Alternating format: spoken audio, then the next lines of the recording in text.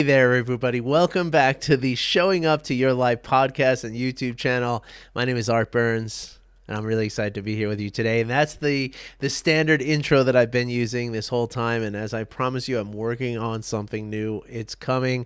It's just really hard. As you may or may not realize, this is not my only job, right? I am also home with two children who were homeschooling before it was cool, right? Before the pandemic, we were homeschoolers. And, but the difference is that my wife was mostly the homeschool teacher, and now my wife works a full-time job. So please bear with me when I say things like, oh, I'm going to get to this and it takes like 5 weeks to do so. It's not because I'm lazy, okay? I promise you, it's not because I'm lazy. So there it is. And then I just tried to record this a moment ago, and the recording got all messed up, so I'm redoing it now. I wanted to tell you that if anybody knows anybody out there has any experience or knows someone with the experience of how to do like video intros and stuff, I think part of my aversion to the whole thing is just not feeling very comfortable. I know I'm very far into all of this stuff. I do this on QuickTime. It's literally like one button. If it gets any more complicated than that, I get very flustered very easily, and so of course I stay away from it. So if there's anybody who can offer some kind and encouraging information, I would really appreciate it. All right, so well, thank you for being here, though. Really, I do love being here with you, and I'm so happy that you're here with me. So today I wanted to talk about a really important aspect, and actually I just did a TikTok video on this. I don't know if you are aware, if you remember, but every day I do at least two TikTok videos. I try to every day. Okay, one TikTok video is sort of a condensed version of one of these segments, right? So it's basically like a 1-minute version of the 15-minute segment. It's very to the point, very no fluff, right? And then the other video I try to do every single day, and this I try to do 7 days a week because it's meditation, so that's always good, right? And I do a 3-minute daily mindfulness break. Now, I'm not 100% every single day, but I try to. And these videos are on TikTok and also on Instagram. So if you're interested in following me there, I welcome you doing that, okay? I've shared the links before. I don't know that I can do that today because I got a lot going on. I've got calls waiting for me and stuff like that. So if you need the address, just email me and I'll send you the links, okay? But anyway, I started my TikTok video this morning by saying, or just a little while ago rather, by saying that in my own journey of healing and personal discovery, right? That's how I worded it. It felt really good. It felt really accurate. But in my own journey of healing and self-discovery, one of the most important things that I personally have, one of the most important lessons that I received during this whole time is about the storytelling mind. Right now, our minds create narratives to make sense of the world, right? We have a narrative of our own life, our own autobiography. We have a narrative of our daily life, right? Like there's a daily sort of, it's not always like an audible narrative, like something that you hear necessarily, right? But it's a way that we talk to ourselves, basically, right? And that can become, basically little statements that we can make can be strung together into stories and narratives, right? And mostly our mind does this when it doesn't understand something, right? And specifically, and at least very often, the case is that the thing that the mind doesn't understand and the thing that it's creating a story to understand has to do with the outcome of a situation, right? And so now here's the problem with this, right? Now, in and of itself, okay, so my mind creates stories, like, so what? What's wrong with that? As long as the stories aren't too horrible, I mean, what's wrong with that, right? Well, I can see why you'd say that, sure. But let me pose this to you. When you're creating a story, right, you're likely to believe that story, right? And what that means, and there's two ends to this, right? So what it means is that you're likely to believe that story, meaning that once you've established this narrative, you're likely to discount anything that interferes with this narrative, that contradicts this narrative, because this is your narrative, right? This is something that comes up with writing a lot, that Stephen King, actually, he wrote a book about being a writer, not a scary book, just a book about him, I think. I didn't read it, but somebody told me about this, that he says in the book that editing his writing is really hard. And I think this is true for all of us, right? And this is what I'm talking about here, right? That when we write something, it's like, that's my thing. Like I created that. And the way Stephen King talks about it is that when he's editing, and you're really condensing when you're editing, you're tightening things up, you're making it more so that everybody's going to enjoy it, right? And everybody enjoys sharp writing and crisp writing, right? And purposeful writing. Otherwise, it feels like, this is too hard to do, right? There's no rhythm to it, right? And so a lot of times they say, even in writers, like if you're going for like a 750-word article, and I know this from courses that I've taken, right? If you're going for a 750-word article, you want to write about 1,500 words and cram that down to 750. Right? You don't write 750 words and then that's it, right? Because you're taking out all the that's and thens and uhs and all the different, extraneous stuff, right? You're chopping that all out. And so that process, Stephen King called killing off my darlings. I love that, because that's what it feels like, right? When I create this story in my mind, that's my darling. That's my creation. It's like one of my children. And so to ask me to dispel that story is like killing one of a creation of mine. It's like killing off my darling. And that's hard to do. Now, but I said that there were two ends of this, right? The other end of it is that the story itself, right? The story that your mind creates on its own is subject to all the various biases that are contained in your mind. Right? Two of them come into play most here, okay, in the storytelling mind. The first one is what we call the negativity bias, right? Which means that you are more likely, but some psychologists say like 3 times as likely to notice the negative aspects of your life or your moment-to-moment experience or the outcome of a situation, right? You're like 3 times, according to some psychologists, you're 3 times more likely to envision a negative consequence, a negative outcome, a negative narrative. Okay. And if that wasn't enough, you're also going to be subject. And now this is also like all of your biases are going to be included in this, right? But the other big one that comes into play here is the confirmation bias. Right. And this is a tough one. This is a real tough one for all of us. Right.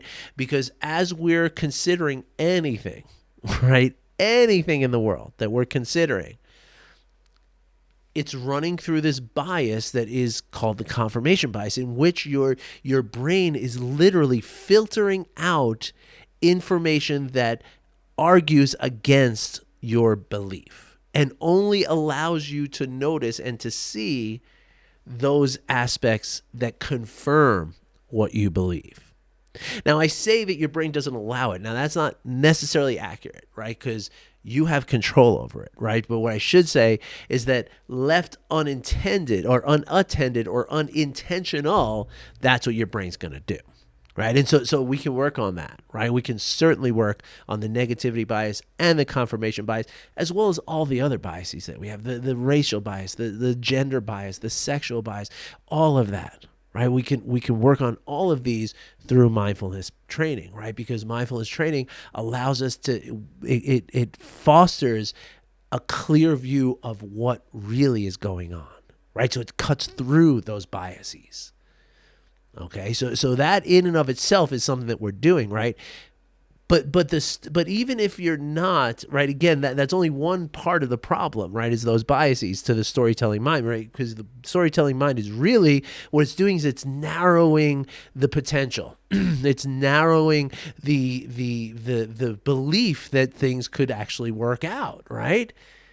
And it's assigning this thing. And then once you've assigned it, now you've doubled down on that confirmation bias, right? Because now you have an actual narrative to compare against, right? And so that bias just comes back even stronger, right?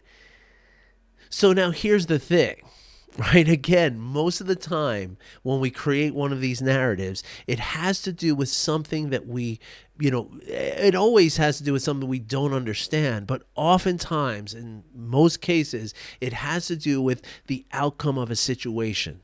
Right. But whether it's just something we don't understand about a person, because that's what we do, right? If there's something somebody does, we can't really understand it. We create a story to explain it, right? Oh, well, that person, she probably just doesn't like me. That's why she did that. That's a story. And it might be complete BS, right? And oftentimes we find that it's not true, right? Oftentimes we come to a point where we say, oh, I didn't realize. In fact, this just happened to me yesterday. This just popped into my mind. I'm in this Facebook group that's a plant lovers group, right, in Denver here. And there's a lot of different groups like this, right? And when you join one of these Facebook groups, I mean, I don't know if I'm the only one, but I don't really read all those. I just agree to everything because I know I'm courteous. I'm not going to sell anything. I know that I'm not likely to break any rules, right? So I don't necessarily investigate everything. I just get in there, start looking at plants. Oh, here's a picture of my plants. Oh, let me see your plants. Oh, my beautiful plants. What a monstera? That kind of stuff. And so one thing I've seen is that people are selling their plants in these groups, right? And I'm always like, well, why don't people just give them away like I do? Like if I cut, cuttings off one of my plants, it doesn't cost me anything. I mean, these little pots, like a terracotta pot. I mean, this one my daughter painted and put this little cute little leaf in there. It cost like $2. Seriously, like $2 of dirt and terracotta. And a plant that I already owned, right? So why don't people give them away, right?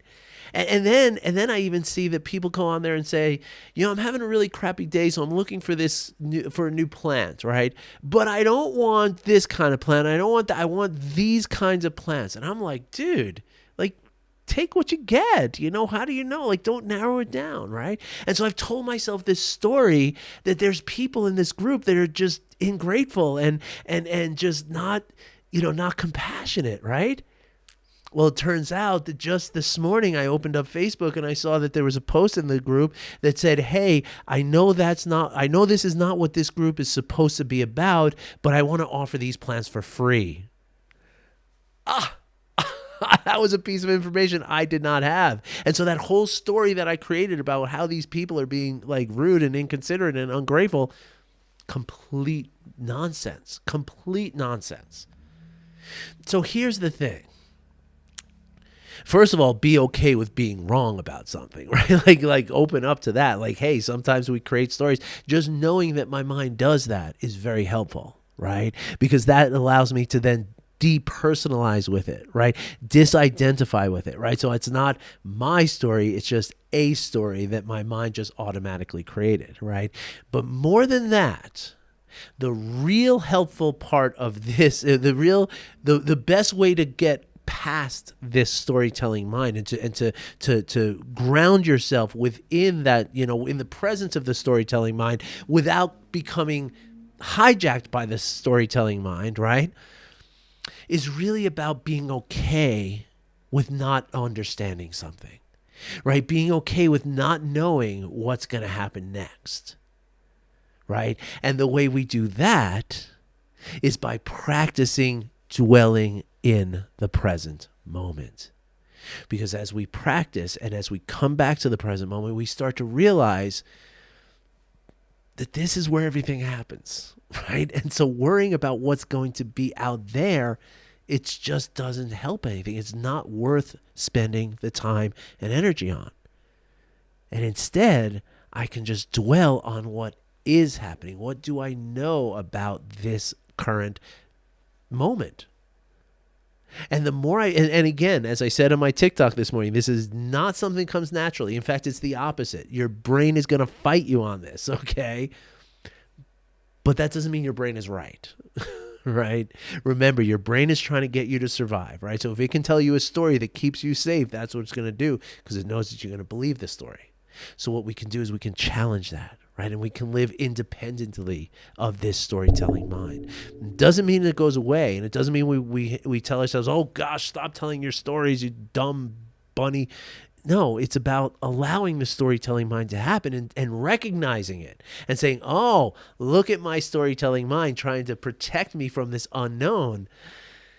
I can take a deep breath and come back into the present moment and know that all of that stuff is all out there and it does not matter. It does not impact me in the here and now.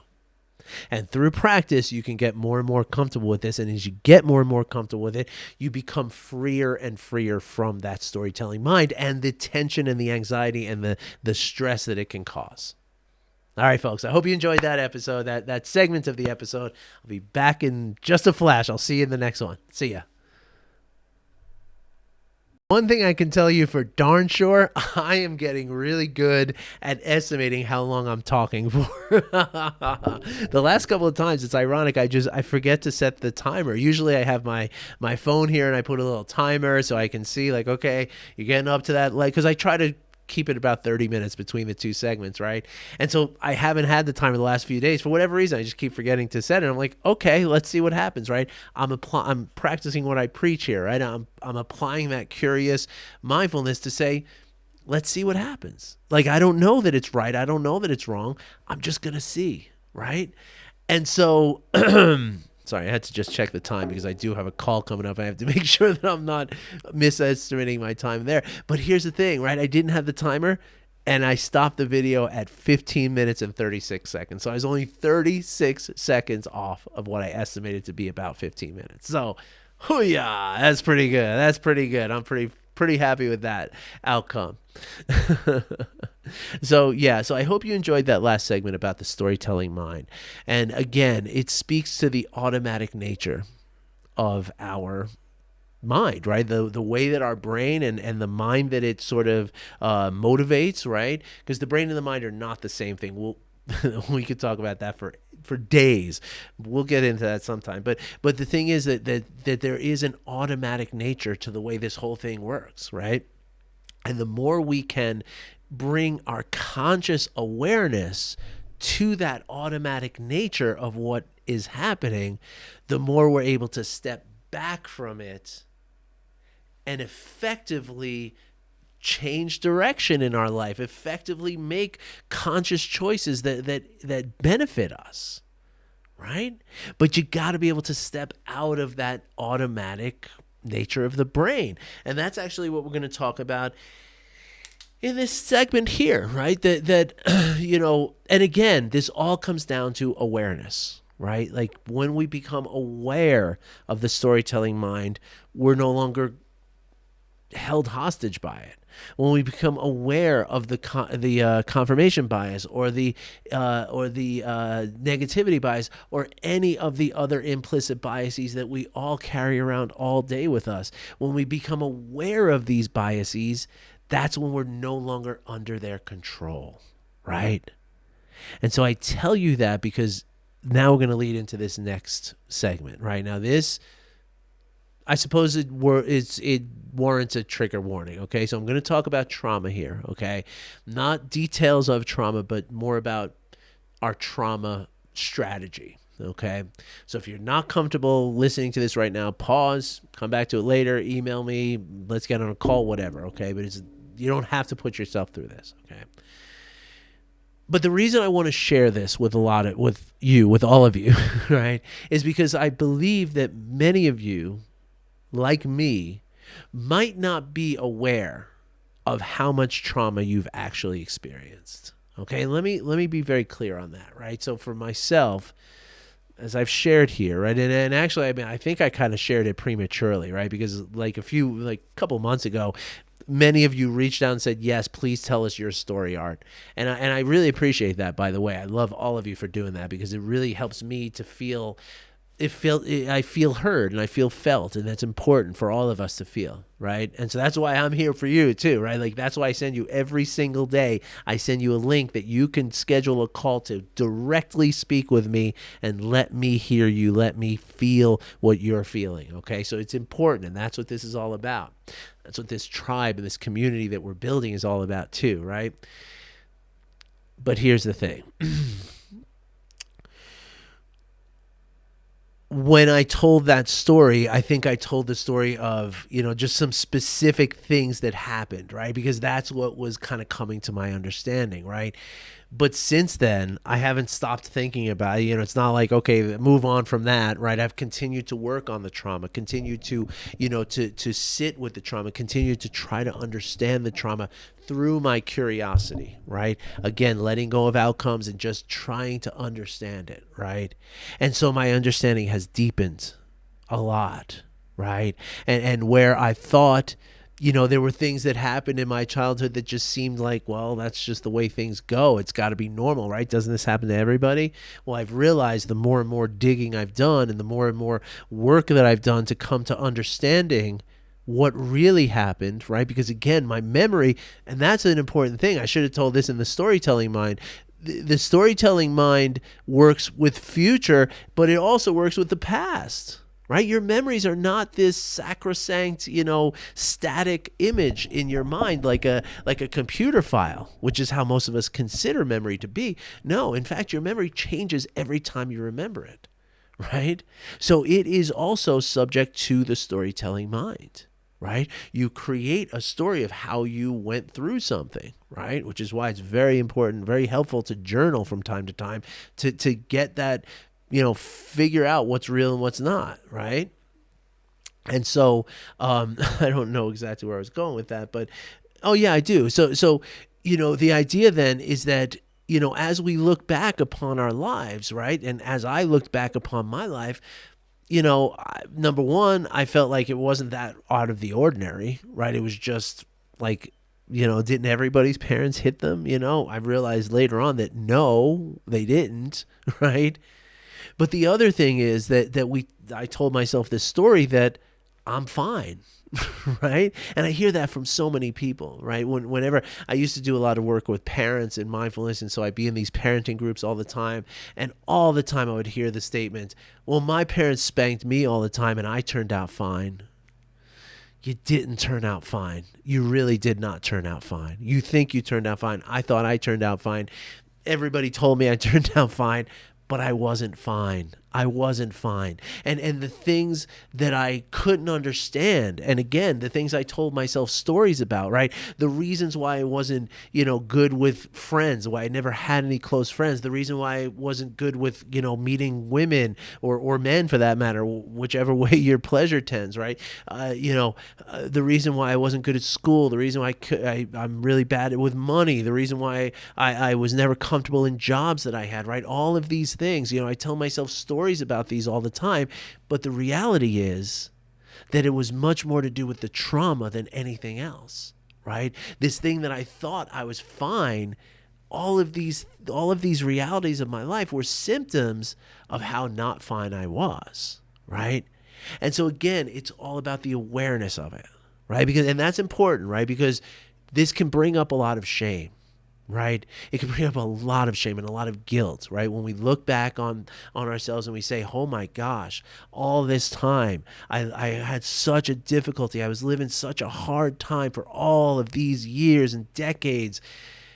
And it didn't have to be, right? It's a gripping shame and guilt that we can feel from that, right? And so it's important to not allow yourself to be, tight in there. Like allow yourself to say like, okay, you didn't know it back then, right? You didn't know that you were operating from a place of your trauma. You didn't know. So you could not have done anything different. But now that you know, you can do better. Right? Like Maya Angelou, I think, has the quote, right? You know better, now you do better, right? And that's all it is, right? And one of the most important aspects of that, once you get to that point of being able to, and this is not snap your fingers, right?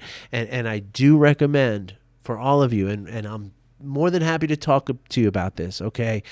But in all likelihood, it is the best idea to find a professional therapist to help you with this as well. Okay, now I can help you too, but I'm not a professional therapist. Okay, I'm not licensed. I don't even have a college degree. So I have a life degree, and I can coach you, and I can help you to develop actual methods to affect change, but it can also be very helpful to talk to a professional. Okay, so that's out there. Okay, but then what happens is once you get comfortable, or once you deepen your awareness, and through a place of self-compassion, which if you work with me, that's what we're going to do, right? We're going to work on self-compassion, because the problem is that shame, right? That shame can be very derailing. So you got to be able to look back on this and say, it was hard, but I did the best I can. And you got to believe that. Okay. And so that's not just saying it and convincing yourself, it's practicing it. Okay. And so once we practice the self-compassion, and we practice the mindfulness and meditation practices that deepen our self-awareness, now we can start to see when we are operating from our trauma strategy versus when we are operating from our essence. Okay? Because the reality is that your trauma strategies, even if you don't realize you have them, which is very possible, they don't define you.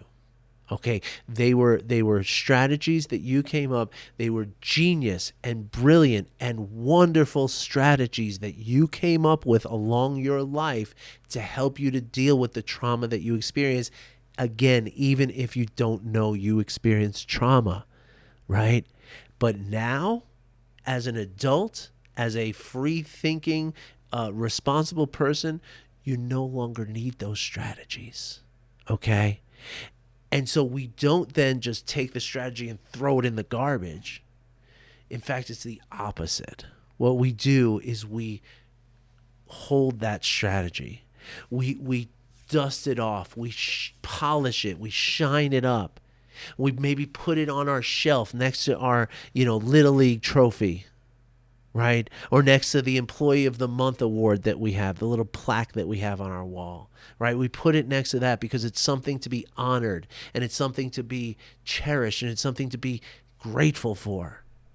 But just like you don't carry around your Little League trophy or your Employee of the Month trophy from half a year ago, you don't carry those things around to show everybody, hey, look at me, I played Little League, right? Or, hey, I was Employee of the Month last month. You don't do that. You carry it here, right? You carry that Little League and that Employee of the Month and the pride you feel. You carry that in here, right? And so it's okay to have the trophy at home that you look at and you say, oh, man, yeah, look at me. Look at how awesome I was back then. That's fantastic. But you don't got to carry it with you. Carrying it with you burdens you. It weighs you down. It slows you down. It makes it harder for you to make decisions in your life, and it makes it harder to relate to your life. It makes it harder to show up to your life. And so as we deepen our awareness, again, with self-compassion, we start to notice, like, okay, here I am. This is my trauma strategy. And all of a sudden it came from the shelf, and now it's in my hands, and it does not belong here. So now I have the choice, right? Now once I see it, again, the awareness of it is everything, because once I'm aware of it, now I can remind myself, oh yeah, this strategy belongs up on the shelf over here. It doesn't belong with me right now. I'm at work. I'm out on a date. I'm at a football game. I don't need my trauma strategy right now. There's nothing traumatizing about what's going on right now. So what happened way back then does not have to impact me right now. It doesn't have to. It will always be part of me, and it will be that part of me, the strategy that comes from it will be part of me about which I can always be very proud. But I don't need to take it to the football game. I don't need to take it to my date.